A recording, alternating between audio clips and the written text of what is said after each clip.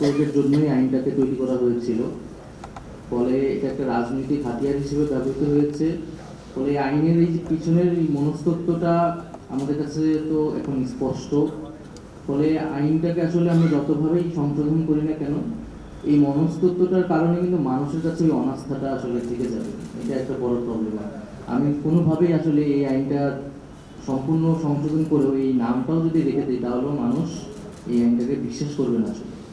ফলে এই মনস্তত্ত্বটা পরিবর্তন করে, যে এখানে আমরা আমরা বলেছি যে এটা যে সুরক্ষা, সেই সুরক্ষার জন্যই একটা এই ইন্টেনশনটা পরিবর্তন করে আমাদের আইনের পরিবর্তন করা দরকার। এখানে অনেক ধরনের প্রস্তাবনা এসেছে, সেই প্রস্তাবনাগুলোকে আমলে নেওয়া উচিত এবং সেটা আমলে নিয়ে নতুনভাবে আসলে আইনটাকে বা পরিবর্তিত যে পরিস্থিতি আছে আরও যেসব বিষয় অ্যাড করা দরকার সংযোজন বিধান করে আইনটা করা উচিত।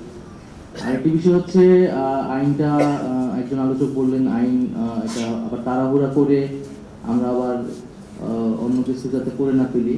আমরা যেহেতু একটা সমাধান চাচ্ছি, এমন একটা সমাধান করা উচিত যেটা সাস্টেনেবল হবে আর কি।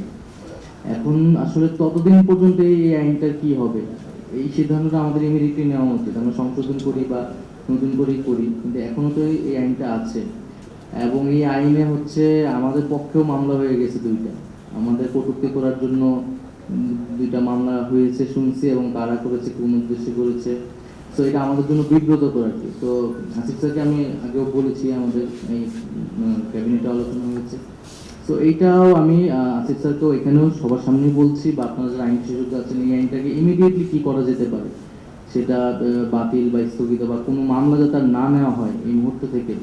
আমাদের এই সিদ্ধান্তটা আসলে খুবই দ্রুত নিতে হবে, নাহলে এটা যদি এই স্বাধীন বাংলাদেশে এই আইনে আরেকটি মামলা হয়, এটা আমাদের সকলের জন্য আসলে বিব্রতকর হবে। তো সবাইকে ধন্যবাদ জানাচ্ছি। আর যারা এই আইনের ফলে ভিকটিম ছিলেন এবং এই আইনের বিরুদ্ধে যারা এতদিন আন্দোলন করেছেন, লড়াই সংগ্রাম করেছেন, তাদেরকে অভিনন্দন জানাচ্ছি, সাধুবাদ জানাচ্ছি। কারণ তাদের এই দীর্ঘদিনের লড়াইয়ের ফলে কিন্তু আসলে আমরা আজকের যে আলোচনা বা একটা সিদ্ধান্তে যেতে পারছি, সেটা সম্ভব হচ্ছে। ধন্যবাদ সবাই। ধন্যবাদ নাহিদ। আমি একটু সামারাইজ করি এবং